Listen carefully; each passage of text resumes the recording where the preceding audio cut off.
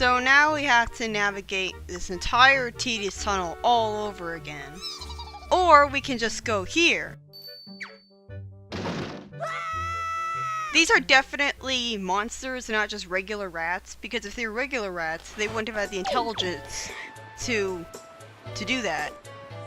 And they also wouldn't have decided to do it in the first place. Like, rats normally would have just been scouring around for food. But that is a pretty convenient shortcut. What a terrible businessman. I mean, I guess he's only... I forgot that there was an actual explanation for his behavior, aside from just being a dick. His ancestors have been selling bombs for generations, and he's the only supply of it in the world. So I guess he has some justification for running a monopoly.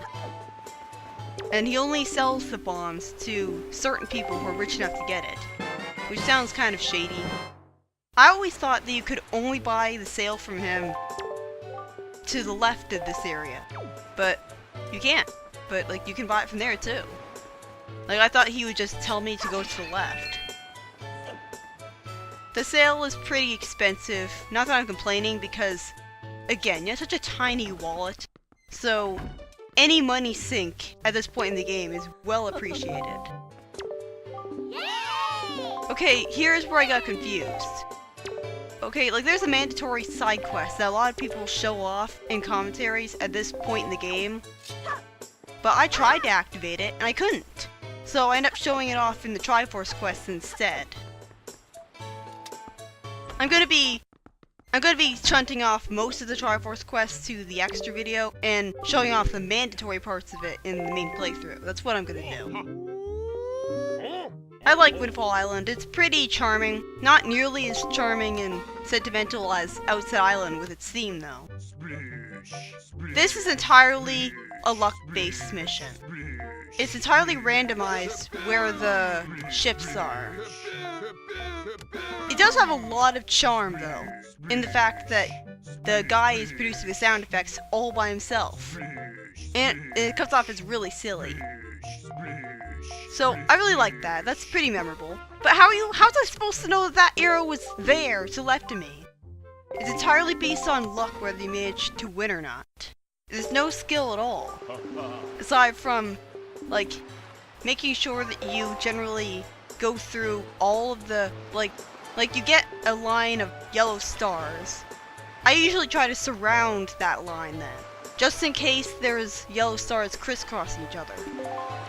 That doesn't always happen, though. A westerly wind blows, let us sail to the east. That really confused me when I was a kid.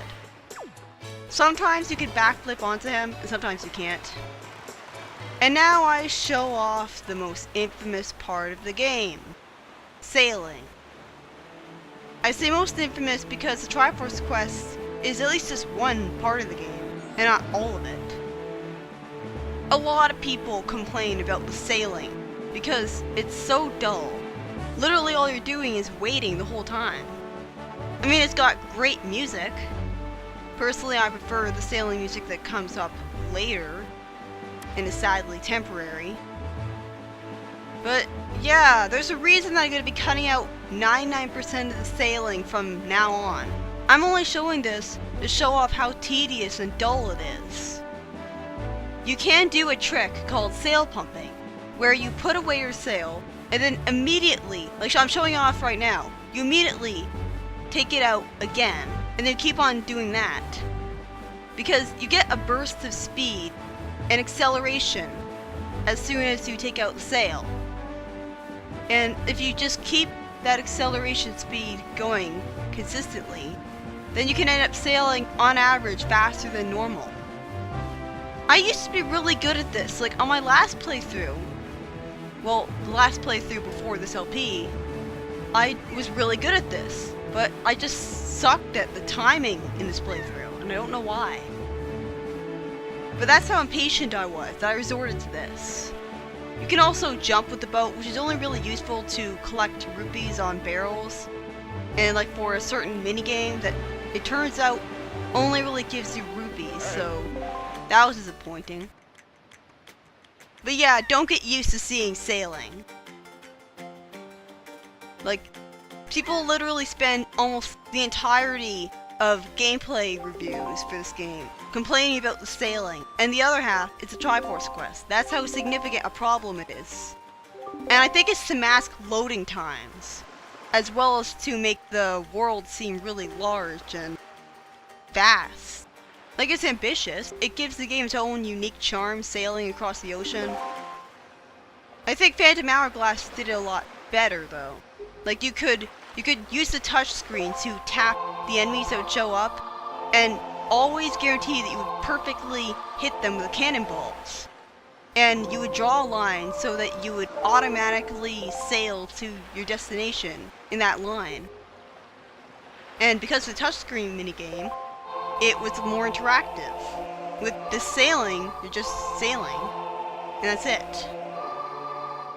And again, I would have preferred just sailing with the pirate ship, although, again, it's so big that it wouldn't really be able to fit in the tight corners of the reefs, but the solution there would be just not have the reefs in the game at all.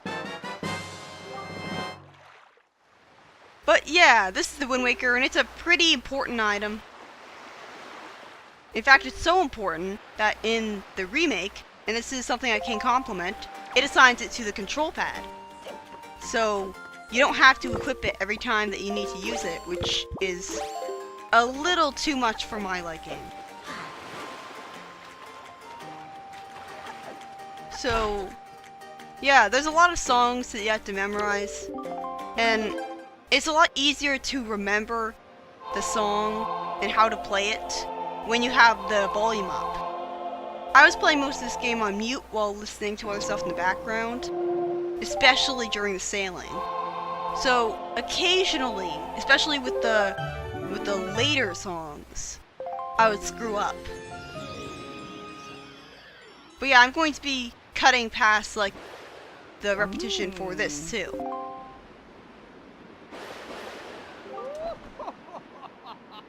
So why is a frog the god of the wind, and why is a frog a god and not like a human?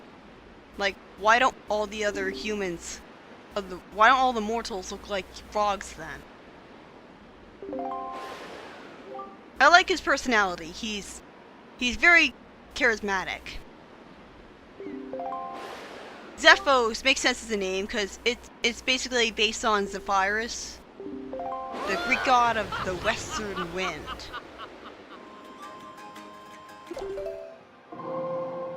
Zephos, yeah, I think it means western wind, not just the west. I guess it can mean west. I'm gonna do this early, like, after, you're supposed to do that after you beat the dungeon, but I figured why not. The options menu, I don't really see the point of that, but the options menu, it allows you to change the L targeting to hold, or to the other option, switch, where in the switch option, you can just press L, and it'll just keep on L targeting, which I find kind of sticky, is that the word? Like, I prefer to just hold, although the other option does come in handy at a certain part of the game where continuing to hold down the L button for a really long time is pretty much mandatory. It's optional, thankfully, you don't have to do it, but it does come in handy. You can also change the sound to surround sound and mono. I don't really see the point of having multiple different sound options for a game. Why wouldn't you want to have surround on? Why isn't surround always the default option? Why do they even give you other options in the first place? I can't even really tell the difference. You also have a minimap. It's pretty useless. The minimap, even when in the close-up view, doesn't show you nearly enough. Like, it doesn't show you the enemies or anything. It doesn't show you the puzzles or treasure chests all the time. Like, it doesn't even show you varying elevation a lot. Like the minimap isn't as useless as the radar and the werehog, but it's close. Some people with the minimap in games. They'll spend more time looking at the mini-map than actually looking at their surroundings, and that can lessen their appreciation for the game. I think this goes on a little too long, but that's nothing compared to how long this next cutscene goes on. I really love the theme that plays in Dragon Roost Island. Like, I just absolutely love it. That's one of the best themes in the game in all of Zelda. I love the instrumentation and the epic melody. It sucks that then they just have boring house music when you get in here. So it doesn't really entirely feel like Dragon Roost Island anymore, because it's not playing the Dragon Roost theme. This is pretty dull. Like, it goes on far too long. Again, I just wish I could scroll the text faster.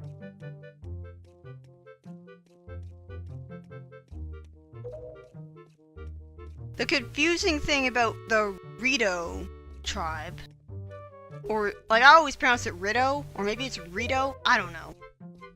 The confusing thing about them is that they can grow, like, they need a scale to grow their wings, even though they're a bird people. That doesn't make any sense. Like, they evolved to have beaks for some reason, even though I don't see the evolutionary advantage to it, especially since the beaks are just noses and not mouths. Like, they still have actual mouths underneath their beaks.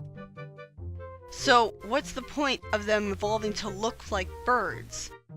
If they're mostly humanoid anyways, and they have to get a scale that allows them to fly. They can't fly naturally, even though their arms look like they could fly naturally, like with those white clothed people behind the chief. And there's another really confusing thing about this tribe. I'll address it a lot later. So, instead of outright talking to his son directly, as a father should do, he tells this guy he just met to give him a letter from him. Excellent parenting there. This is also mandatory because you need the delivery bag to hold the letter that you're about to get, that I assume you need to progress with the game. Like, in fact, I'm pretty sure that you do need it, because if you go to the next place you're supposed to go, did I just see the camera clip through the wall and show me the Great Sea and the clouds? Did I just see that to the left of me? Huh, that never happened before. Ah, GameCube games. Is Medley supposed to be an albino? Because she's the only one in the entire tribe with pale skin. But albinos have blonde hair. It's like she looks like a completely different species from the rest of them. She easily has my favorite design out of all of them. She's very endearing. Like, she's kind of insecure and meek, so some people don't like her, find her boring. I wish that you couldn't... Like, the controls are so stiff here. So while I am really good at this minigame, I'm often making mistakes because, like, you're expected to react so quickly, and reacting quickly is not something that is favored by having a very stiff 8-directional movement. And even then, it's more like 4-directional, where you press up and right on the analog stick, and your cursor goes right and then up, rather than instantly going up right. You need to do that minigame twice for some reason. So that was confusing. It only gave me money and I was really confused. As far as I'm concerned, we're still in the intro of the game, which is amazing really, because we just had a part that was like 23 minutes long because I wanted to get through the intro in as little parts as possible. Like, a lot of people complain about the intro of Twilight Princess, saying it's so dull and they always make a save file right before the first dungeon, so they don't have to play it again. But the intro of Wind Waker is pretty... Like, I'd say it's even more dull, to be honest. You have the stealth section, And then you have all the cutscenes and leading up to this part, not to mention the pirate ship minigame. It takes so long to get to the first dungeon.